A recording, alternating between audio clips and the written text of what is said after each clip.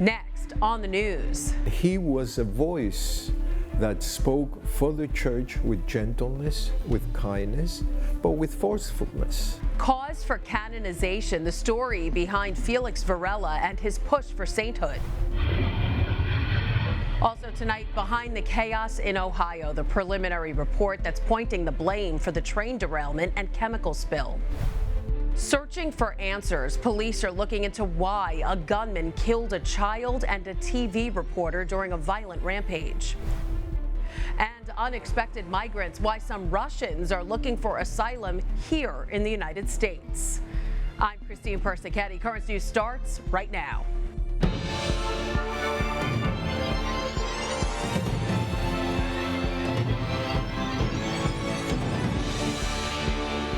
His cause for canonization is gaining momentum as officials in the Diocese of Brooklyn try to raise awareness. So who was Father Felix Varela and what makes him stand out?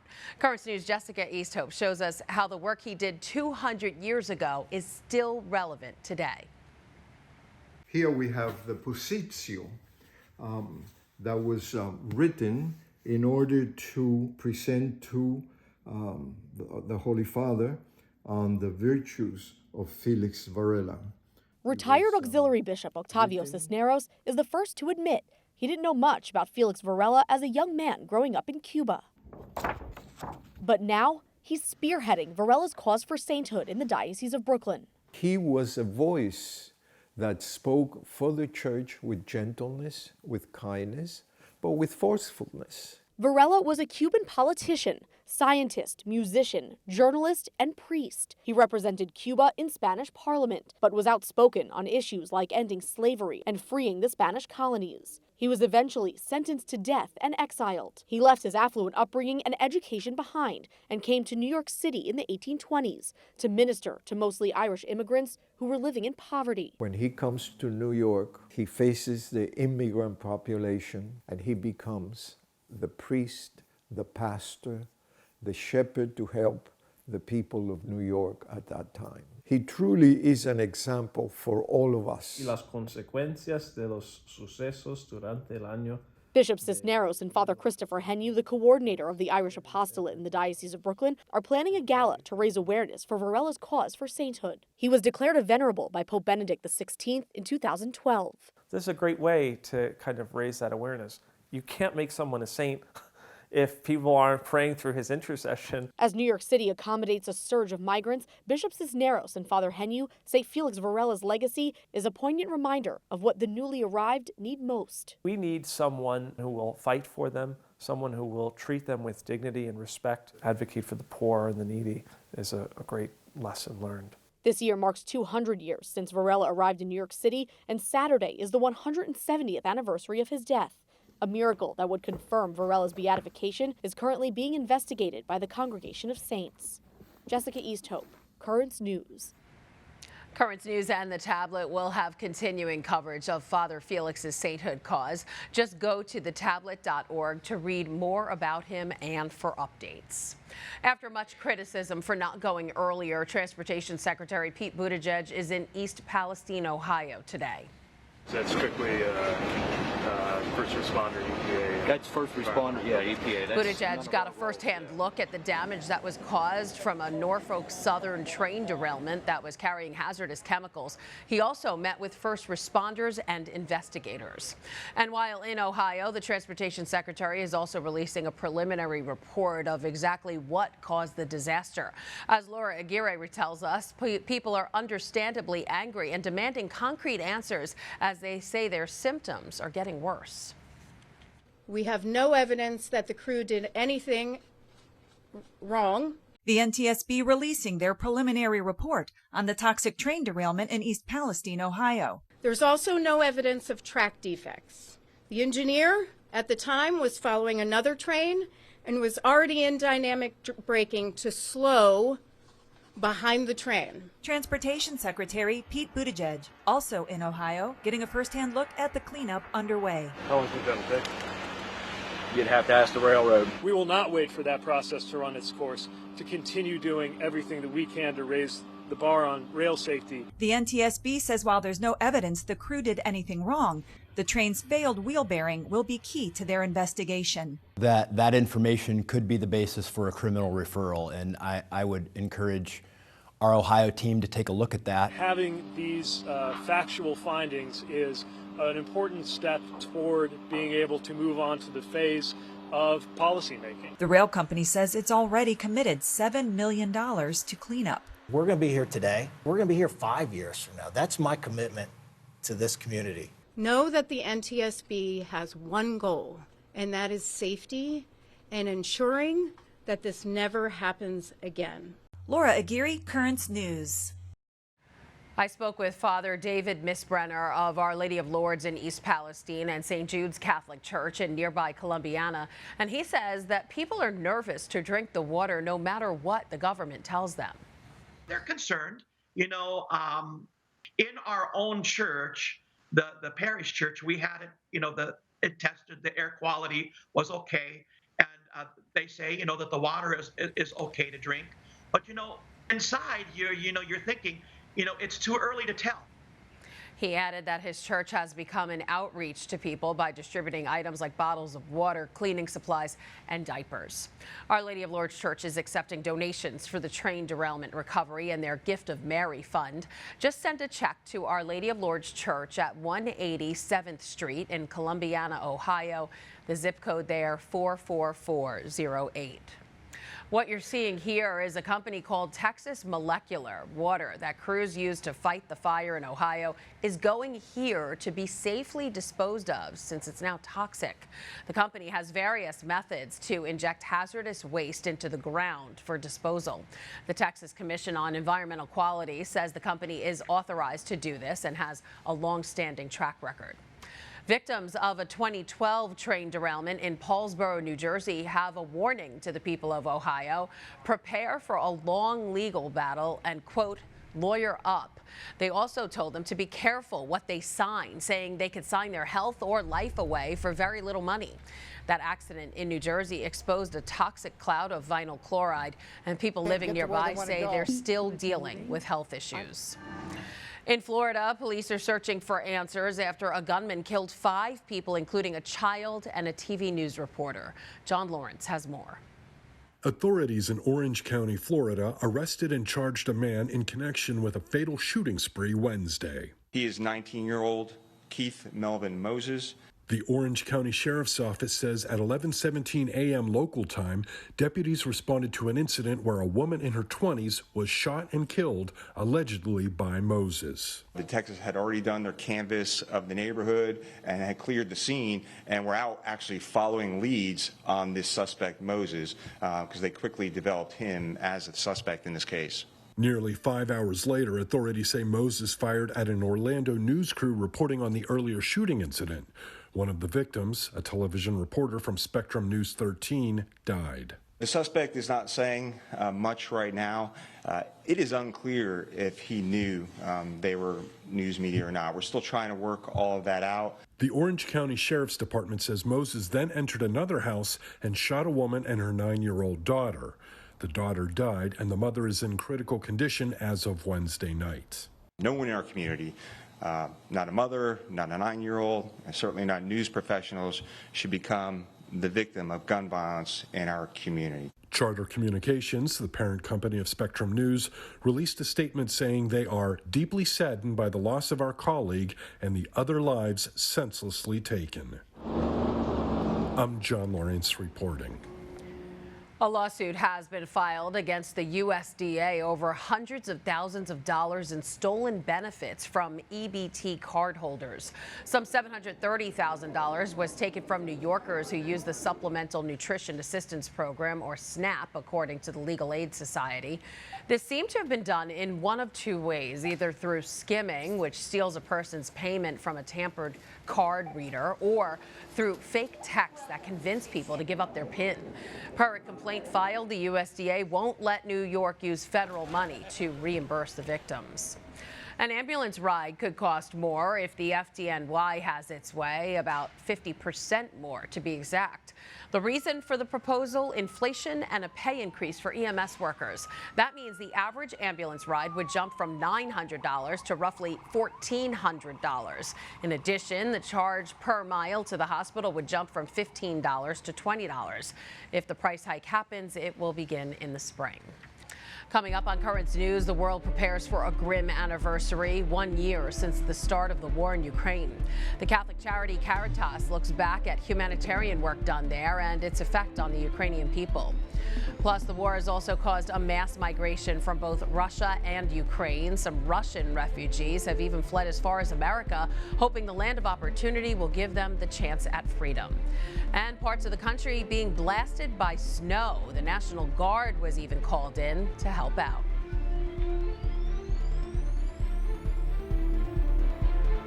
It's the mother church of Queens County and one of the most diverse. When I came here, I said, the whole world exists in my parish. And one parishioner is helping to preserve the past for the future. That's the history of the parish. Juanita Martinez is the pulse of the parish at Our Lady of Mount Carmel in Astoria. Tuesday, right here on Currents News. The Lenten season has begun for Catholics around the world, but in the Archdiocese of Los Angeles, Ash Wednesday was overshadowed by a senseless tragedy, the death of beloved auxiliary Bishop David O'Connell, who was remembered during Mass. But even as we grieve, we give thanks for his life. Because Bishop David was a man who loved Jesus Christ, and he gave his whole life to following Jesus, to being his friend, and to helping others to find Jesus. Bishop O'Connell was killed last Saturday, shot 5 times in his Hacienda Heights home. Carlos Medina was arrested and charged with his murder. He faces possible life in prison. Archbishop Jose Gomez of Los Angeles asked for prayers for Bishop O'Connell and his loved ones who are grieving his loss. One person in mourning is Michelle Sarmiento, a teacher at San Gabriel Mission High School who knew O'Connell since she was a teen. She talked to Currents News about how she felt hearing her old friend had passed and the memories she had of him. Just put me back to, oh my God, he's gone. This man of God is gone. And so we honor him and just have good memories, just holding on to that. He was amazing. I mean, he talked to your heart. He was always there for your heart. So even that you're not really thinking that you're in kind of pain or feeling good, or in some kind of struggle or just in a good place, he would talk to your heart in his homilies. Bishop O'Connell had just visited the all-girls high school a few weeks ago for Catholic Schools Week. There is a memorial for him in the school's foyer. Michelle also said parishes across the Diocese of Los Angeles are doing novenas for Bishop O'Connell. Funeral arrangements have yet to be announced. To be sure to stay tuned to Currents News and the tablet for continuing coverage as the Archdiocese of LA continues to mourn Bishop O'Connell. Also tonight, 1 full year since Russia invaded Ukraine. I just prayed to God and said, God, please give to me friends that we will not be alone. Catholics stepping in to help those suffering from the war, from aid abroad to inside the Vatican. Right now on Currents News, the worldwide support for the people of Ukraine. Russia invaded and a war began, changing the lives of millions of Ukrainian people and those around the world. The Catholic Church stepped in, not only offering their prayers, but humanitarian aid. Currents News' Andy Madison reports on the efforts for one of those groups, the charity Caritas. These scenes shocked the world almost 1 year ago. Russia invading Ukraine, beginning a war that has led to thousands of deaths and tens of millions of people in need of humanitarian aid. On the ground to help them, the Catholic relief organization Caritas. Following the invasion, the group pledged more than 100 million euros for humanitarian assistance in Ukraine and 35 million euros in neighboring countries. 1 year later, they have provided aid to over 5 million people. What Caritas gives is much more than assistance. Caritas does not just give a hot meal, but Caritas gives people humanity and dignity. And we want to continue this work. We want to bring that sense of hope, warmth, and humanity to the suffering in Ukraine. During a press conference Wednesday, the charity detailed their work since the war started. Both Caritas Internationales and Caritas Space offer aid and relief to the people of Ukraine, including distribution of food, clothing, and medicine. Really, war is now after 1 year. I can see the effects of this support. We see how many people are supported by us.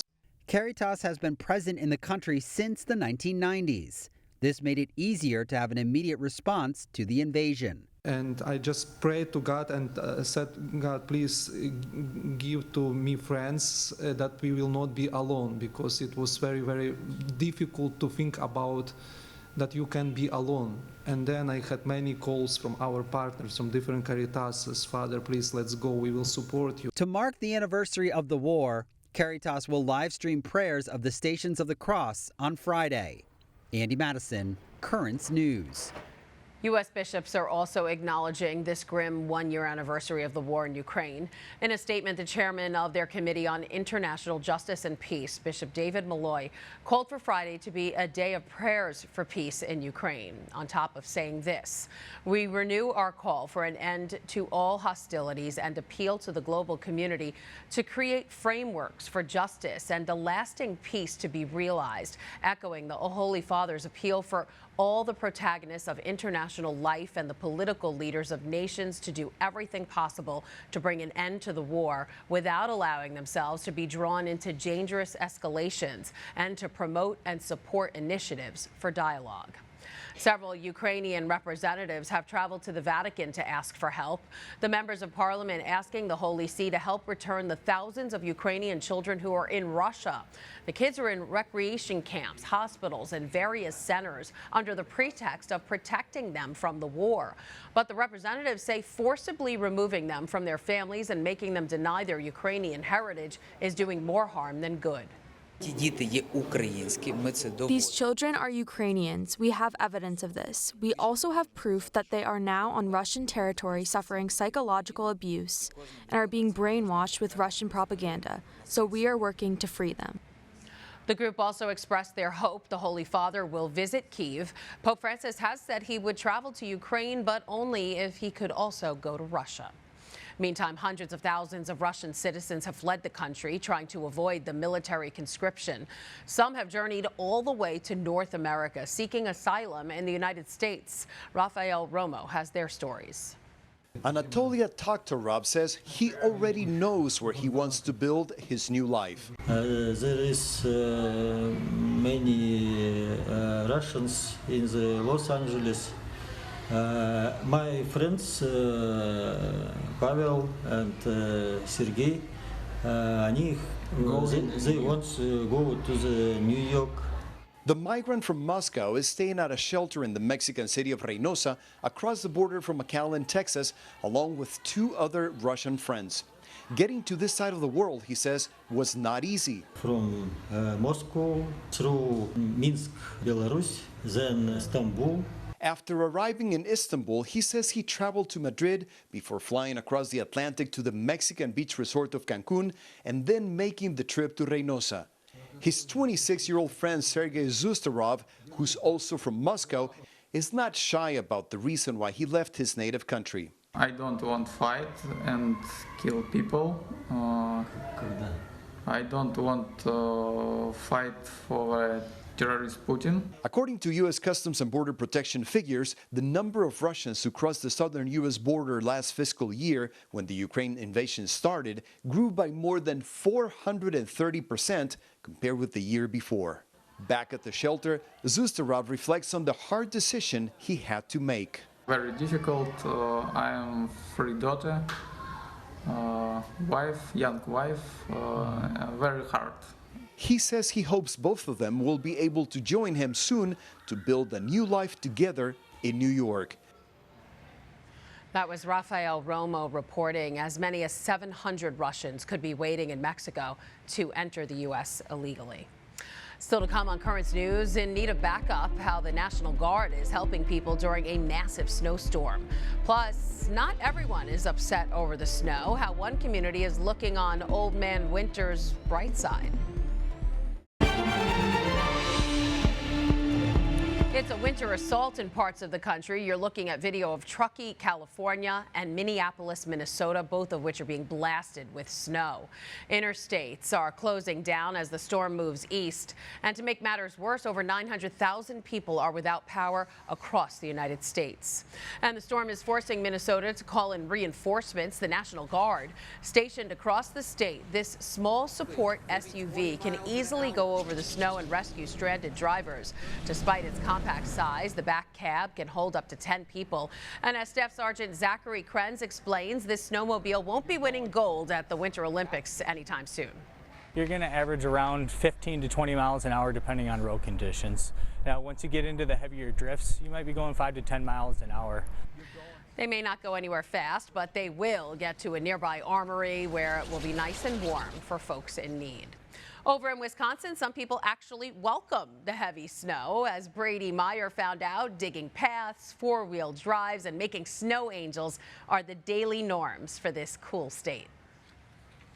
The typically bustling College Avenue was unusually quiet Wednesday night as most residents sheltered in place from Winter Storm Delilah. But not everyone had the luxury of avoiding the snow. This ain't the first time, so we're just dealing with it, and what can you do? Jim Nabafelb's son was at work, forcing him and his wife outside to shovel and snowblow. This is the third time I did it today. She worked during the day, and I did it for her too. What's it been like? I mean, how bad has it been out here? It's bad, and it's very heavy. Yeah, it's kind of heavy, but whatever, we deal with it. Nabafelb described the storm as easily the worst of the season. He wasn't the only person who had to clear his driveway and sidewalk. Dave LeMay was snowblowing when his equipment ran out of gas, meaning he had to drive to get more. Not so bad with a four-wheel drive truck, but pretty slippery. I kind of enjoy it because it's time I can have some fun on the road and use the four-wheel drive. Throughout the afternoon, dangerous road conditions led to early cancellations and a snow emergency for much of the Fox Valley. Appleton schools weren't dismissed early, though, and crossing guard Cheryl Lotza made the most of her outside duties. I love it. I love my kids. I love the snow. I actually love the cold. So it's a little slick, but I get through it. Lotza remained optimistic. After 42 years of work as a crossing guard, it would take more than a few inches of snow to deter her. I've been out in snow to my waist already. Lots of snow, climbing over snowbanks, and it would go on for the whole winter almost. So this isn't much, but we'll see what we get. Those who do have to be outside or on the roads have advice for anyone else doing the same. Common sense. Use your head on the road. Don't text, especially in this weather. Just be careful out there, you guys, and whatever. Watch for the traffic. That's the main thing. Make sure the cars are slowing down. But other than that, just go for it. Winter in Wisconsin. That was Brady Meyer reporting. People in Wisconsin are used to this wintry weather. The average seasonal snowfall across the central and northeast parts of the state is about 45 inches. No, thank you. And that is Currents News. I'm Christine Persichetti. Thank you for joining us because we are putting your faith in the news. Hope to see you again next time.